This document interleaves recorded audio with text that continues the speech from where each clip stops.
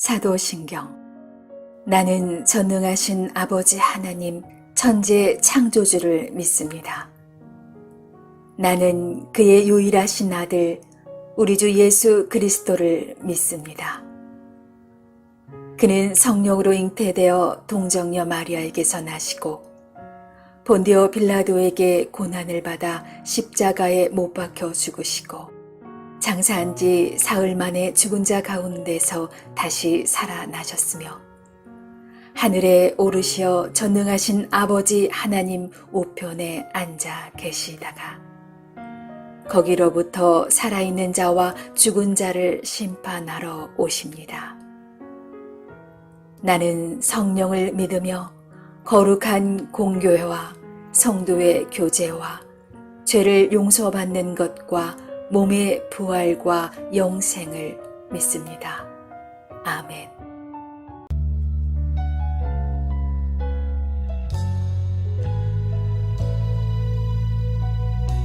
주를 위한 이곳에 주를 위한 이곳에 예배하는 자들 중에 그가 찾는 일이 없어 주님께서 슬퍼하시네. 주님이 찾으시는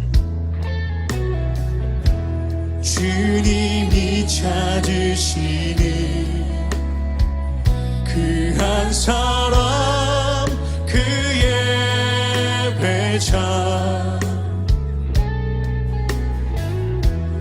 내가 그 사람 되기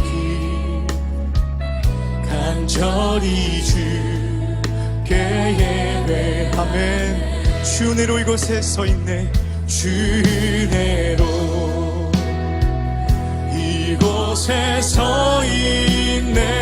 주 임재에 엎드려 절하네. 그 어느 것도 난 필요 없네. 주님만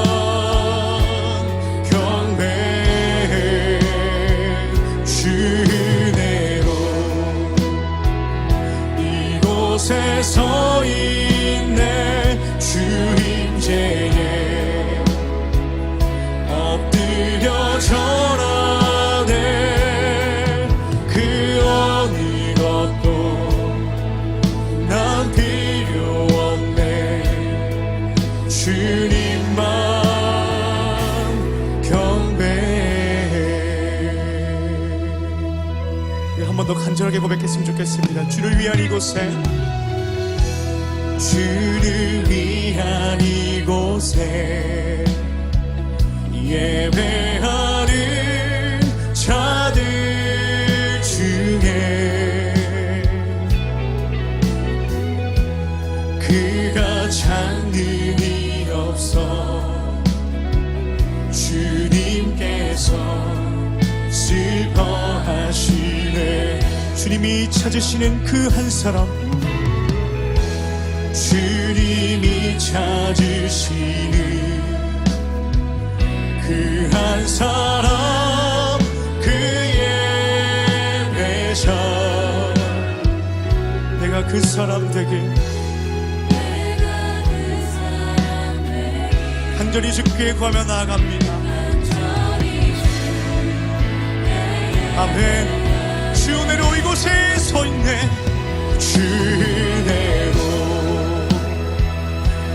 이곳에 서있네. 주 임재에 엎드려 절하네. 그 어느 것도 난 필요 없네.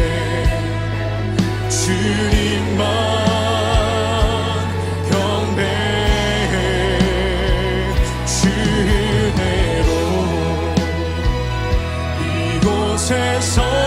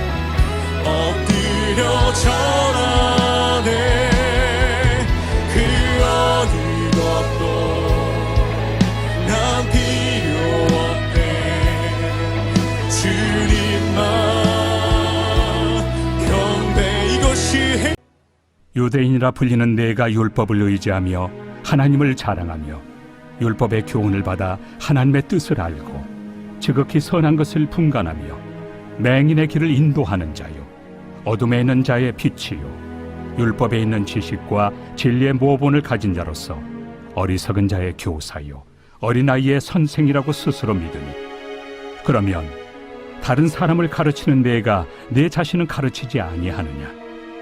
도둑질하지 말라 선포하는 내가 도둑질하느냐? 간음하지 말라 말하는 내가 간음하느냐? 우상을 가증히 여기는 내가 신전 물건을 도둑질하느냐? 율법을 자랑하는 내가 율법을 범함으로 하나님을 욕되게 하느냐?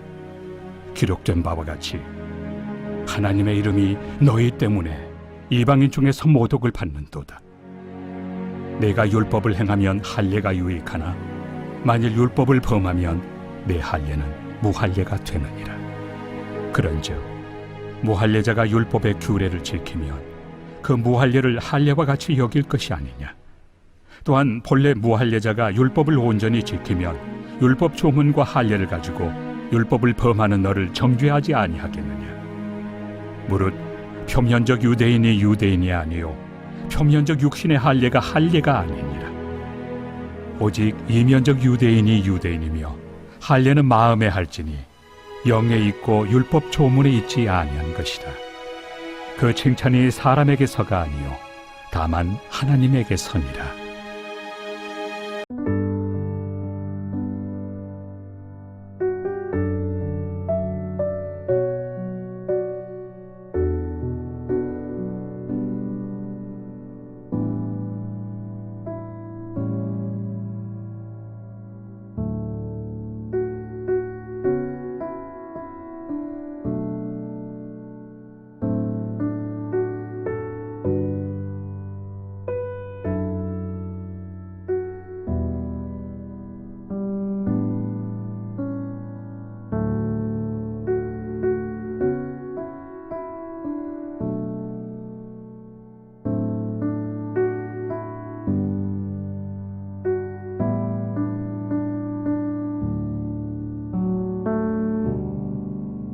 샬롬. 새롭게 시작하는 한 주 하나님의 은혜와 평강과 특별히 하나님의 사랑이 우리의 삶에 넘칠 수 있기를 원합니다.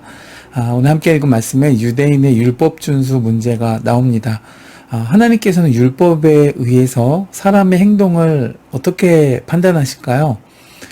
여기에 대해서 예수님께서는 몇 가지의 실마리를 주셨습니다. 누가복음 18장 18절 이하에 보면 한 관리가 예수님께 나와서 영생을 얻기 위해서 무엇을 해야 될지를 물었습니다. 예수님께서는 먼저 간음, 살인, 도둑질, 거짓 증언, 부모 공경 이렇게 그 10계명 중에 5가지를 들어서 그에게 대답하신 후에 다시 모든 재산을 팔아서 가난한 사람에게 나눠주도록 했습니다. 그러나 결국 그 관리는 그 자신이 탐하는 재물을 포기하고 주님을 따르지는 않았습니다. 10계명 제1계명은 너는 나 외에는 다른 신들을 내게 두지 말라 였죠. 결국에 이 사람의 하나님은 재물이었음이 드러난 것이었습니다. 그러나 예수님께서는 그의 실패에도 불구하고 그 사람에게 소망이 있음을 암시해 주십니다. 부자가 하나님 나라에 들어가는 것이 낙타가 바늘기로 들어가는 것보다 어려우나 그러나 27절을 보면 사람이 할 수 없는 것을 하나님은 하실 수 있다라고 말씀하시고 있습니다. 그런데 누가복음 10장 25절에 보면 또 다른 한 사람 율법 교사가 예수님께 똑같은 질문을 합니다. 내가 무엇을 하여야 영생을 얻으리까? 예수님께서는 그 사람을 구약 성경에서 가장 큰 2계명으로 안내하셨습니다. 신명기 6장 5절에 너는 마음을 다하고 뜻을 다하고 힘을 다하여 내 하나님 여호와를 사랑하라.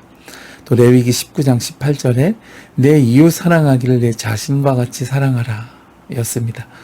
예수님께서 이 두 사람에게 하신 말씀이 그러니까 비슷한 것을 우리가 깨닫게 됩니다. 이 2계명이 온 율법과 선지자의 강령이라고 예수님께서는 마태복음 22장 40절에서 그렇게 말씀하셨습니다. 여기에 이 강령이라는 말은 영어 성경에선 hang on이라고 번역했습니다. 이 말은 지탱하고 버틴다라는 뜻입니다. 그러니까 직역하면 구약의 모든 예언 그리고 모든 율법이 하나님 사랑, 이웃 사랑, 즉 사랑의 실천이라는 줄 끝에 매달려 있다는 뜻입니다. 그러니까 사랑이 얼마나 귀하고 아름답고 중요한 것인지를 알 수 있는 것이죠. 바울 사도는 이것에 대해서 이렇게 말했습니다. 로마서 10장 8절 이하에서 다른 계명들이 있을지라도 내 이웃을 내 자신과 같이 사랑하라 하신 그 말씀 가운데 다 들어있다 라고 말했습니다. 그러므로 사랑은 율법의 완성이라 라고 선언합니다. 예수님께서는 내 자신에 대한 사랑 이상으로 다른 사람들 사랑해라. 그리고 그것으로서 나에 대한 사랑을 나타내 보이라 라고 말씀하셨습니다. 오늘 말씀의 유대인들은 자신들에게 율법을 주신 것을 긍지로 삼고 있었죠. 사실 하나님이 직접 주신 법을 갖고 있다는 것은 정말 큰 축복이고 자랑일 것입니다. 그러나 하나님께서 율법을 주신 목적은 율법을 소유하는 것이 아니라 율법을 실행하고 또 그 책임의 한계를 두신 것인데 아마 이 사람들은 그것을 망각했던 것 같습니다. 또한 유대인들은 하나님의 뜻을 안다고 자랑했습니다. 하나님께서 무엇을 원하시는지 어떻게 살기를 원하시는지 안다고 생각했습니다. 그러나 하나님의 뜻을 아는 것은 중요하겠죠. 그러나 하나님의 뜻을 안다면 반드시 거기에 대한 행함이 있어야 할 것입니다. 오늘날 우리도 마찬가지입니다. 우리가 하나님의 자녀이고 거룩한 성도라면 우리 삶에서 사랑의 실천이 있어야 하고 또 사랑의 열매가 있어야 할 것입니다. 그렇지 않다면 오늘 바울 사도가 신랄하게 비판하는 그 비판은 유대인과 같이 외식하는 신앙생활 속에 있는 오늘날의 신자들에게도 무관하지 않기 때문일 것입니다. 여러분, 경건의 모양만 있고 경건의 능력은 없는 사람 되어지거나 성도의 칭호만 있고 성도의 모습과 삶은 결여된 이 시대의 유대인의 모습이 되어지지 않도록 오늘 하루 우리의 삶에 경건과 거룩과 사랑의 실천으로 승리하실 수 있는 복된 성도 되실 수 있길 주의 이름으로 축복해 드립니다.